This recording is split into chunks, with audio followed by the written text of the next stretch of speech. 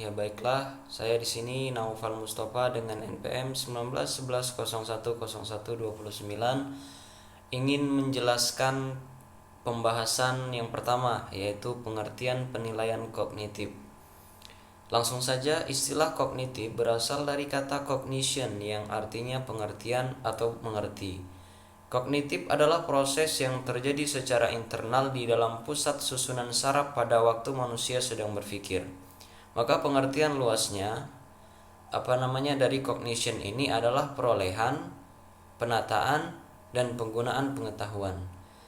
Maka ranah kognitif adalah ranah yang mencakup kegiatan mental atau otak.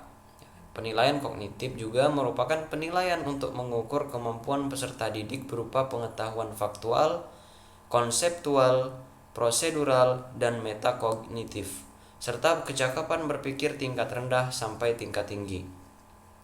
Pendidik menetapkan teknik penilaian sesuai dengan karakteristik kompetensi yang akan dinilai.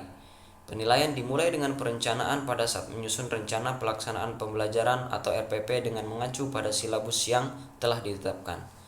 Penilaian kognitif selain untuk mengetahui apakah peserta didik telah mencapai ketuntasan belajar, juga untuk mengidentifikasi kelemahan dan kekuatan penguasaan pengetahuan peserta didik dalam proses pembelajaran.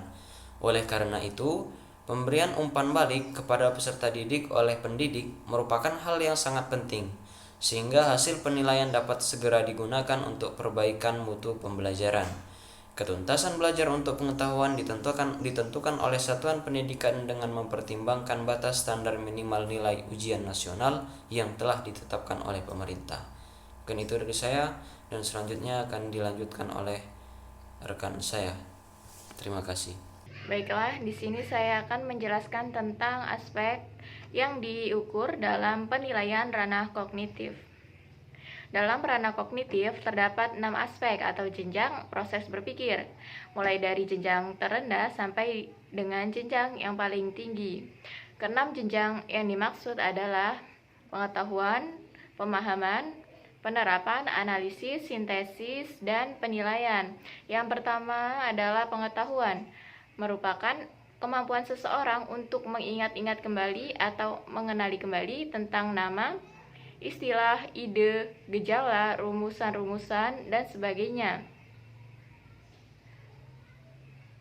tanpa mengharapkan kemampuan untuk menggunakannya. Pengetahuan atau ingatan adalah merupakan proses berpikir paling rendah. Tes yang paling banyak dipakai untuk mengungkapkan aspek pengetahuan adalah tipe melengkapi, tipe isian, dan tipe benar salah. Aspek yang dinyatakan biasanya berupa fakta-fakta seperti nama orang, tempat, teori, rumusan, istilah batasan, atau hukum. Salah satu contohnya adalah peserta didik dapat menghafal surat Al-Asr, menerjemahkan dan menuliskannya secara baik dan benar. Yang kedua adalah aspek pemahaman, merupakan kemampuan seseorang untuk mengerti atau memahami sesuatu setelah sesuatu itu diketahui dan diingat. Dengan kata lain, memahami adalah mengetahui tentang sesuatu dan dapat melihatnya dari berbagai sisi.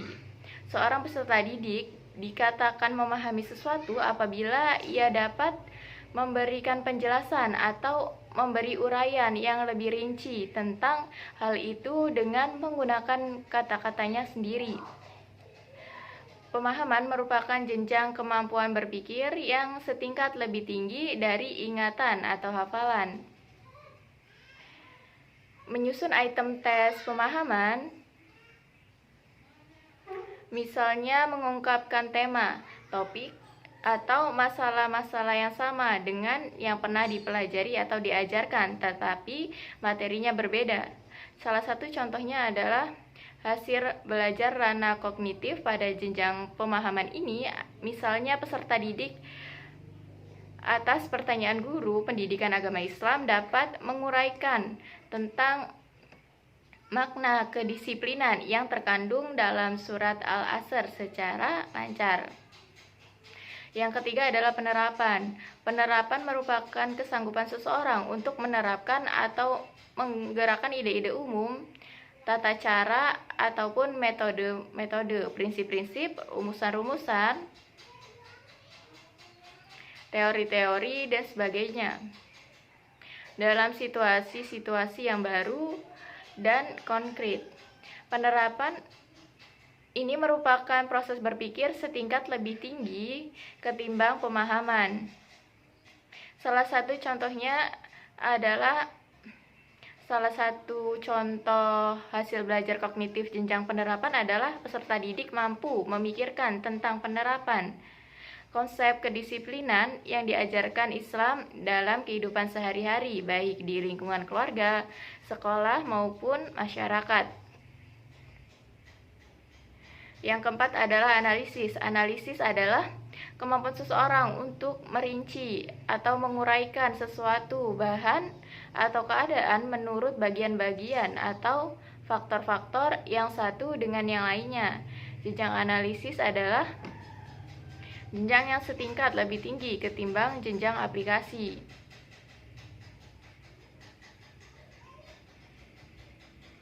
Contohnya, peserta didik dapat merenungkan dan memikirkan dengan baik tentang wujud nyata dari kedisiplinan seseorang siswa di rumah, di sekolah, dan dalam kehidupan sehari-hari di tengah masyarakat seperti bagian dari ajaran agama Islam. Yang kelima adalah sintesis. Sintesis merupakan suatu proses yang memadukan bagian-bagian atau unsur-unsur secara logis sehingga menjelma menjadi unsur pola yang berstruktur. Jenjang sintesis kedudukannya lebih tinggi daripada jenjang analisis. Salah satu hasil belajar kognitif dari jenjang sintesis ini adalah peserta didik dapat menulis karangan tentang pentingnya kedisiplinan sebagaimana telah diajarkan oleh Islam. Dan yang keenam adalah penilaian. Penilaian merupakan kemampuan seseorang untuk membuat pertimbangan terhadap suatu situasi, nilai, atau ide. Misalnya, ketika seseorang dihadapkan pada beberapa pilihan, maka ia akan mampu memilih satu pilihan yang terbaik sesuai dengan patokan-patokan dan kriteria yang ada. Salah satu contoh hasil belajar kognitif jenjang evaluasi adalah peserta didik mampu menimba-nimba tentang manfaat yang dapat dipetik oleh seseorang yang berlaku disiplin dan dapat menunjukkan mudorot atau akibat-akibat negatif yang akan menimpa seseorang yang bersifat malas atau tidak disiplin, sehingga pada akhirnya sampai pada kesimpulan penilaian bahwa kedisiplinan merupakan perintah Allah SWT yang wajib dilaksanakan dalam kehidupan sehari-hari. Mungkin itu saja yang dapat saya sampaikan. Terima kasih. Sebelumnya, perkenalkan nama saya Muhammad Rukun, BPN NPM 191110102330. Ingin melanjutkan materi yaitu C, karakteristik penilaian kognitif. Aspek kognitif berhubungan dengan kemampuan berpikir, termasuk di dalamnya kemampuan memahami, menghafal, mengaplikasikan, menganalisis, serta mensintesis, dan kemampuan mengevaluasi. Pada tingkat pengetahuan peserta didik, menjawab pertanyaan berdasarkan hafalan saja. Pada tingkat pemahaman, peserta didik dituntut untuk menyatakan masalah dengan kata-katanya sendiri. Kemudian memberi contoh suatu konsep atau prinsip. Kemudian tujuan aspek kognitif berorientasi pada kemampuan berpikir yang mencakup kemampuan intelektual yang lebih sederhana, yaitu mengingat sampai pada kemampuan memecahkan masalah yang menuntut siswa untuk menghubungkan dan menggabungkan beberapa ide, gagasan, metode, atau prosedur yang dipelajari untuk memecahkan masalah tersebut. Kemudian aspek kognitif terdiri atas tingkatan dengan aspek belajar yang berbeda-beda. Yang pertama adalah tingkat pengetahuan atau knowledge. Pada tahap ini menuntut siswa untuk mampu mengingat berbagai informasi yang telah diterima. Yang kedua, tingkat pemahaman comprehension. Pada tahap ini, kategori pemahaman dihubungkan dengan kemampuan untuk menjelaskan pengetahuan. Selanjutnya yang ketiga, tingkat penerapan. Application. Penerapan merupakan kemampuan untuk menggunakan atau menerapkan informasi yang telah dipelajari. Yang keempat, tingkat analisis.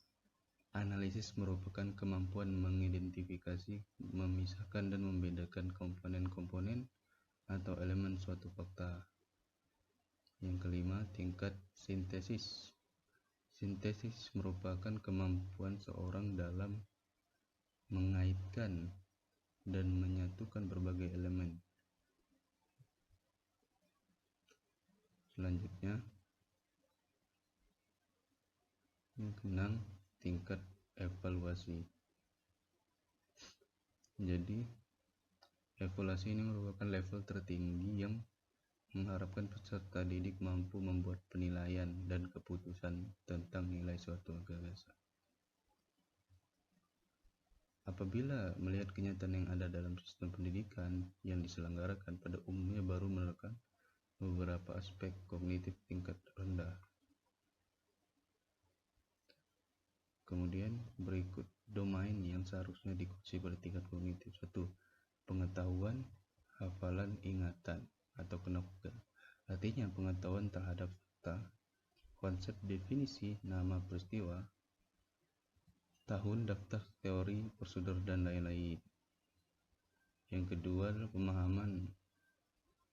Artinya pengertian terhadap hubungan antar faktor, antar konsep, dan antar data, hubungan sebab akibat, penarikan kesimpulan. Kemudian yang ketiga, penerapan. Artinya menggunakan pengetahuan untuk memecahkan masalah atau menerapkan pengetahuan dalam kehidupan sehari-hari. Yang keempat, analisis.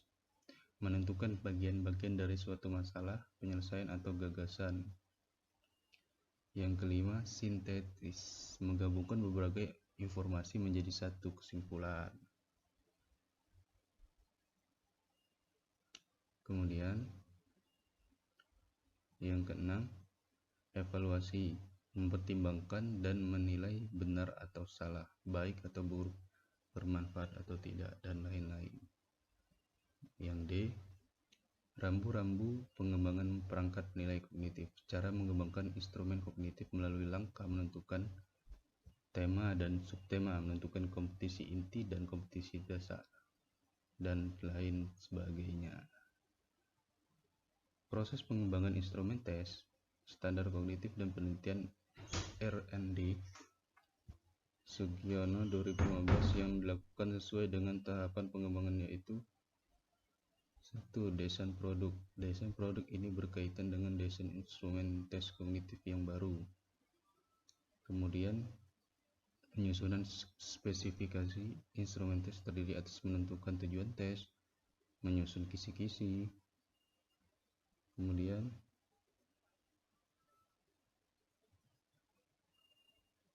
yang ketiga, memilih bentuk instrumen dan menentukan panjang instrumen. Yang kedua, validasi desain. Validasi desain dilakukan dengan mengetahui sejauh mana tingkat kelayakan produk instrumen tes tersebut.